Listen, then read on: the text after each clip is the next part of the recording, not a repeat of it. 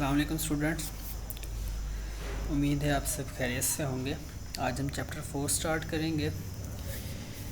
तो first topic है हमारा like and unlike parallel forces, और उसके बाद हमने एडिशन ऑफ फोर्सेस वाले टॉपिक को डिस्कस करना है और उसमें हेड टू टेल रूल को हम स्टडी करेंगे। तो आइए स्टार्ट करते हैं। सबसे पहले हमारे पास जो है वो है फोर्स।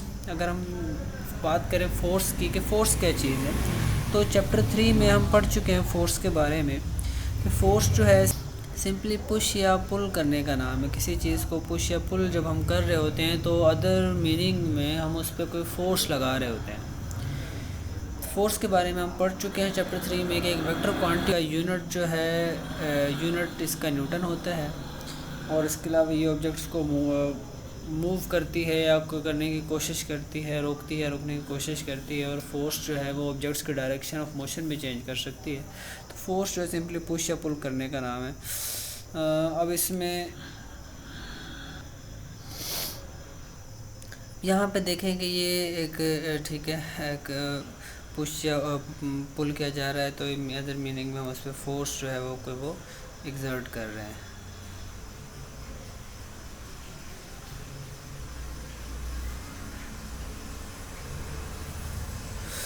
नेक्स्ट अगर प्रॉपर डेफिनेशन की बात करें तो फोर्स मूव्स और टेंड टू मूव, स्टॉप और tend to stop, it can change also direction of motion. अच्छा, नेक्स्ट जो हमारा टॉपिक है आज का, हमारा टॉपिक है लाइक पैरेलल फोर्सेस को हमें डिस्कस कर, लाइक और अनलाइक पैरेलल फोर्सेस को हम डिस्कस करेंगे। तो लाइक पैरेलल फोर्सेस कौन सी होती हैं? तो लाइक पैरेलल ऐसी पैरेलल फोर्सेस होती हैं जो एक दूसरे के पैरेलल तो हों और उनकी डायरेक्शन भी सेम हो। तो ऐसी फोर्सेस जो एक दूसरे के पैरेलल हों और उनके डायरेक्शन सेम हो, उनको हम लाइक पैरेलल फोर्सेस कहते हैं। मिसाल के तौर पे देखें, अब ये हमें कुछ फोर्सेस जो हैं वो दिखाई हुई हैं। अब ये हमें कुछ फोर्सेस इसमें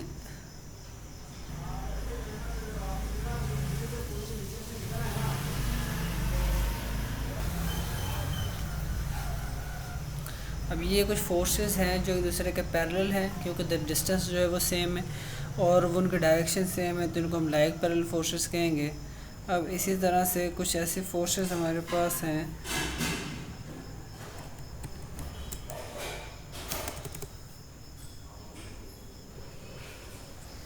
इस तरह से, जो एक अगर हम बात करें कि एक बैग में हमारे पास कुछ एप्पल हैं, तो हर एप्पल का वेट जो है वो वर्टिकल डाउनवर्ड एक्ट करेगा, तो ये जो फोर्सेस उस पर एक्ट कर रही होंगी ये भी लाइक पैरेलल फोर्सेस होंगी। फिर इसी तरीके से नेक्स्ट हमारे पास आ जाती हैं unlike parallel forces. Unlike parallel forces ऐसी होती हैं जो पैरेलल हों एक दूसरे के, लेकिन उनके डायरेक्शन जो है वो ऑपोजिट हो, उनको हम अनलाइक पैरेलल फोर्सेस कहते हैं। लाइक पैरेलल फोर्सेस में फोर्सेस पैरेलल तो होती हैं लेकिन उनकी डायरेक्शन जो है वो ऑपोजिट होती है एक दूसरे के। तो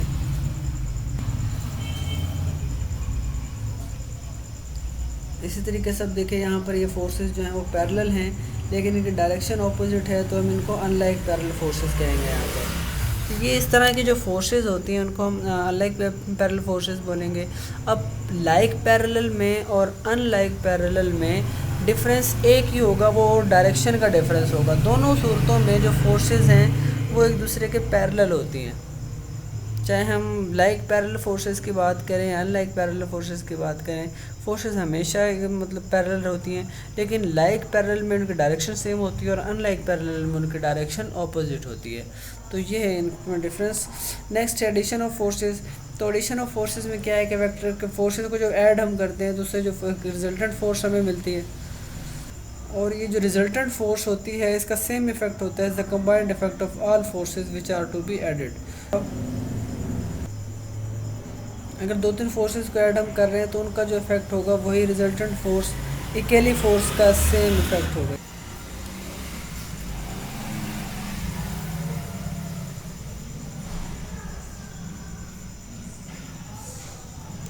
अब रिजल्टेंट फोर्स जो होती है कि ऐसी सिंगल फोर्स होती है जिसका सेम इफेक्ट होता है as the combined effect of all forces which are to be added. Means अब देखें F1, F2, F3 कोई 3 फोर्सेस एक्ट कर रही हैं किसी बॉडी पे, तो जो रिजल्टेंट फोर्स होगी, पहली बात तो ये है कि उनके सम के इक्वल होगी। जो अब जितनी भी फोर्सेस एक्ट कर रही होती हैं ना किसी बॉडी पे, अगर हम उनका सम ले लें, अगर हम उनको ऐड कर लें तो जो रिजल्ट है हमारे पास फोर्स आती है वो रिजल्टेंट फोर्स कहलाती है।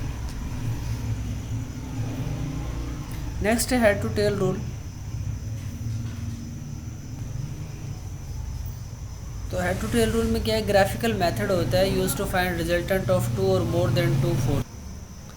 अब हेड टू टेल रूल जो है ऐसा ग्राफिकल मेथड है जिससे हम दो या दो से ज़्यादा फोर्सेस को ऐड कर सकते हैं। अब इसमें इसका तरीका क्या होता है जिसको हम ऐड करना चाहते हैं। तो अब इसमें ऐड किस तरह करना है कि सपोज हमने एक वेक्टर पहले ले लिया, ठीक है, उसकी हमने टेल और या इस तरह यू वेक्टर लिया। अब एक वेक्टर ए हमने ये ड्रा कर लिया, ए सपोज आप कोई भी नाम दे दें, यहाँ पे यू कहा गया है तो हमने एक यू वेक्टर ड्रा किया। फिर उसके बाद जो सेकंड वेक्टर है वी, उसको हमने इस तरह से ड्रा करना है कि सेकंड वेक्टर की टेल फर्स्ट वेक्टर के हेड से कोइंसाइड करे। तो ये दो वेक्टर ड्रा हो गए। अब रिजल्टेंट वेक्टर किस तरह ड्रा करना है कि फर्स्ट वेक्टर की टेल जो है वो लास्ट वेक्टर के हेड से कोइंसाइड करे। अब इसमें हेड टू टेल रूल से आप एनी नंबर ऑफ वेक्टर्स को ऐड किया जा सकता है, लेकिन इसमें एक रूल जो है वो किस तरह से आपने ऐड कर सकते हैं।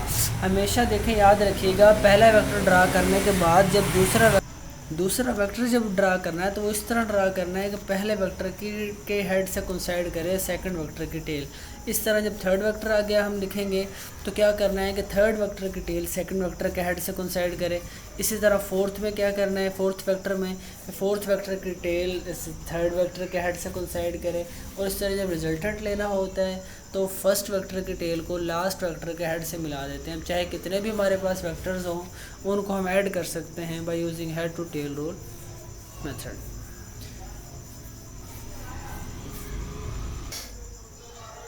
नेक्स्ट हमारा टॉपिक है रेजुलेशन ऑफ फोर्सेस। तो रेजुलेशन ऑफ फोर्सेस की अगर बात हम करें तो इसमें सबसे पहले हम देखते हैं परपेंडिकुलर कंपोनेंट्स क्या होते हैं। तो ऐसे जो कंपोनेंट्स हैं जो परपेंडिकुलर हैं एक दूसरे के, परपेंडिकुलर कंपोनेंट्स कहलाते हैं। जैसे एफ एक्स और एफ वाई के दरमियान एंगल 90 का मीन्स परपेंडिकुलर है, तो इनको हम परपेंडिकुलर कंपोनेंट्स बोलेंगे। नेक्स्ट है डेफिनेशन। रेजुलेशन ऑफ फोर्स की क्या डेफिनेशन है, फोर्स को स्प्लिट करना परपेंडिकुलर म्यूचुअली परपेंडिकुलर कंपोनेंट्स में रेजुलेशन ऑफ फोर्स कहलाता है। अब इसमें देखें कि कुछ बेसिक चीज़ें हैं कि ये हाइपोटेन्यूस होता है, जो एंगल 90 डिग्री का ऑपोजिट होता है वो हाइपोटेन्यूस, और जो एंगल कोई बन रहा होता है एंगल का ऑपोजिट जो होता है वो ऑपोजिट उसे कहते हैं, और इनके दोनों के दरमियान जो है वो एडजेसेंट होता है। तो अब इसमें से कुछ आइडेंटिटीज़ हैं, जिस तरह से साइन, कॉज और टेन के वैल्यूज़ हैं कि sine opposite over hypotenuse, cos adjacent over hypotenuse और टेन की वैल्यू ऑपोजिट ओवर एडजेसेंट होती है। इनको हम आगे यूज़ करें एक्सप्लेनेशन के। हम सपोज एक्सप्लेनेशन में हमने क्या लिख लेना है कि हमने कोई फोर्स एफ़ ले ली, ओ ए से हमने उसको रिप्रेजेंट किया। उसके बाद हमने एफ एक्स और एफ वाई उसके लिए ड्रा किए।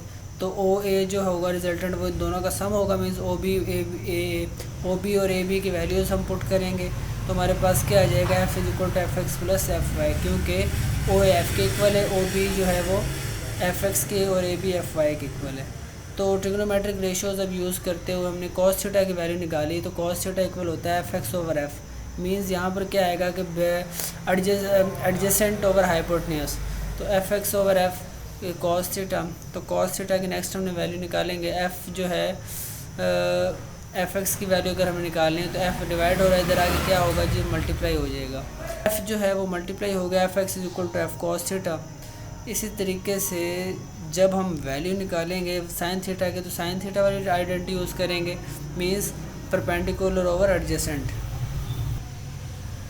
इस तरीके से एफ वाई की वैल्यू निकालनी है, एफ डिवाइड हो रहा है, इधर आके मल्टीप्लाई हो गया साइन थीटा से, तो ये एफ वाई की वैल्यू आ जाएगी F Y is equal to F sine theta. तो इस तरह से ये रेजुलेशन फोर्स वाला टॉपिक है। इसका नेक्स्ट पार्ट जो है कि जब अब ये हमारे पास क्या कंडीशन थी कि अगर एक फ़ोर्स गिवन हो तो उसके म्यूचुअली परपेंडिकुलर कंपोनेंट्स कैसे फाइंड करने हैं। एक फ़ोर्स अगर एफ़ है तो उसके परपेंडिकुलर कंपोनेंट्स एफ एक्स और एफ वाई होते हैं। तो एफ एक्स और एफ वाई की वैल्यूज़ कैसे कैलकुलेट करनी है ये अभी हमने इस डेरिवेशन में देखा। तो इस तरीके से हम वैल्यूज़ कैलकुलेट कर सकते हैं परपेंडिकुलर कंपोनेंट्स की। और एक बात याद रखिएगा कि head to tail rule use करते हुए हम एनी नंबर ऑफ़ फैक्टर्स को ऐड कर सकते हैं, कोई इसमें लिमिट्स नहीं होती।